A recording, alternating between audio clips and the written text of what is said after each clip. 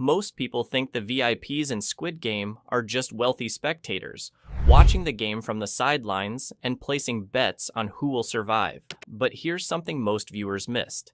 These men might actually be the most legally responsible characters in the entire show. Think about it. They don't just watch the games, they fund them. They aren't just making small bets, they're financing an entire system of human trafficking and mass murder. Without them, Squid Game wouldn't even exist. But here's the real question. If the VIPs were caught and put on trial, how long would they actually spend in prison? Could they claim they were just watching? Or would the law treat them as the masterminds behind one of the worst crimes in history? Let's break it down. And trust me, the truth is even darker than you think. At first glance, the VIPs might seem like passive spectators, simply indulging in their twisted form of entertainment. But if you take a closer look, they are actually deeply involved in the operation of Squid Game. And that makes them far more guilty than most people realize. Think about it. Without their funding, influence, and continued interest, the deadly games wouldn't even exist. They are not just watching. They are paying for people to be trafficked, tortured, and executed for their amusement. In the real world, that isn't just morally wrong. It's illegal on every level. So, if South Korean authorities ever dismantled the Squid Game organization, would the VIPs be able to walk away free? Could they claim that they were just guests, not responsible for what happened? Or would they be charged with murder, human trafficking, and conspiracy to commit organized crime? South Korea has extremely strict laws on these crimes, and international courts take human trafficking even more seriously. If the VIPs were ever caught and put on trial, their prison sentences would likely be longer than anyone else involved in the game, even longer than the frontmans. Let's break down exactly how much time they'd be facing in prison. Most viewers focus on the frontman and the guards as the main villains of Squid Game, but the real masterminds behind it all are the VIPs. Without them, the game wouldn't even exist. They don't just bet on human lives.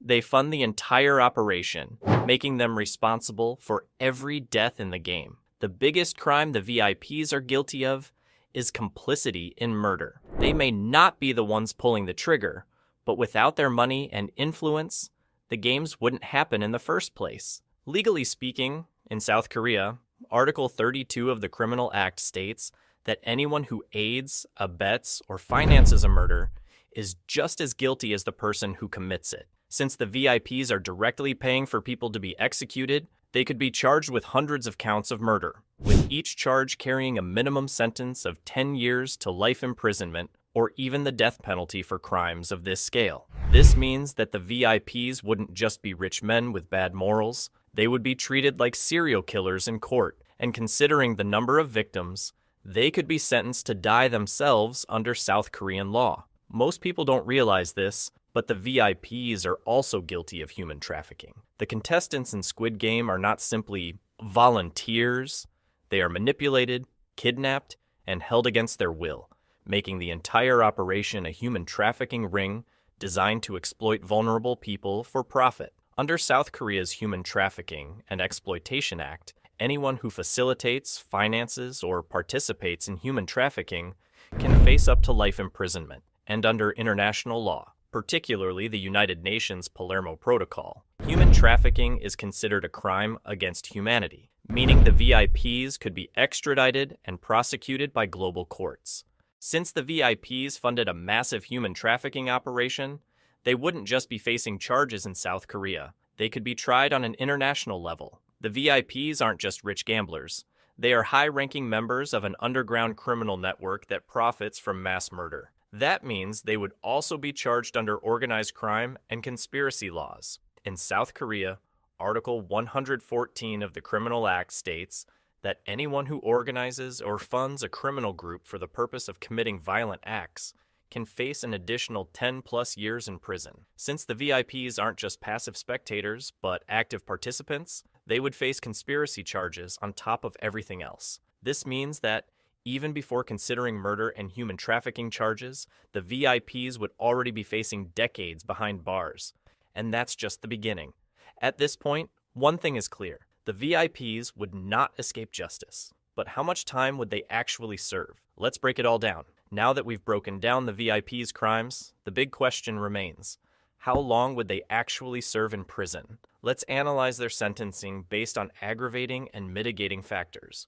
Because while their crimes are extreme, there are always legal loopholes that could slightly impact their final punishment. Several factors would increase the VIP's prison sentences to the maximum possible punishment. Financing mass murder. Courts always treat those who fund and orchestrate violent crimes as just as guilty as the killers themselves. The VIPs are responsible for hundreds of deaths, meaning they could face hundreds of life sentences or even the death penalty. Human trafficking for profit. The VIPs didn't just exploit people for entertainment, they turned human suffering into a financial business. Courts give severe punishments for crimes that involve profiting from human trafficking, premeditation, and abuse of power. These crimes weren't accidents.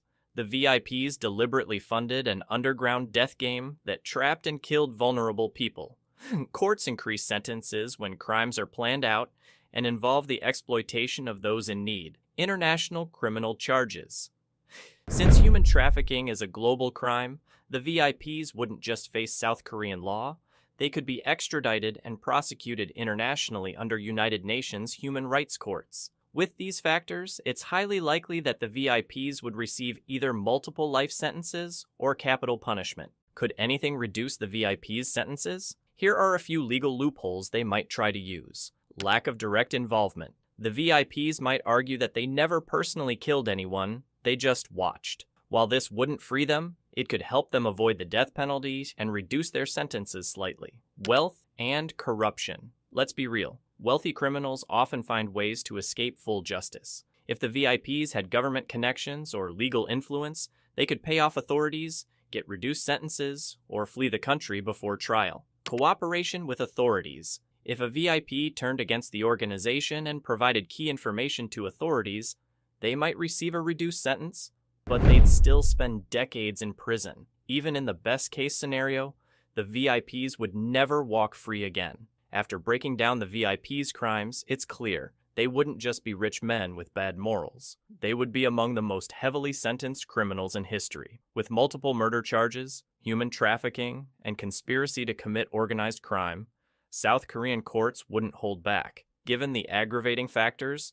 their financial involvement, premeditation, and total lack of remorse, they would likely receive multiple life sentences or even the death penalty. Even if they tried to argue that they were just spectators, international human rights laws and South Korean criminal law would still hold them fully responsible. Their only hope would be wealth, corruption, or testifying against the game's masterminds. But even then, they would never see freedom again. This raises a question for Squid Game fans. Do you think the VIPs deserve the death penalty, or is life in prison a worse punishment? Let me know your thoughts in the comments. And if you found this breakdown interesting, be sure to like and subscribe for more deep dives into the hidden details of Squid Game. Thanks for watching. Until next time.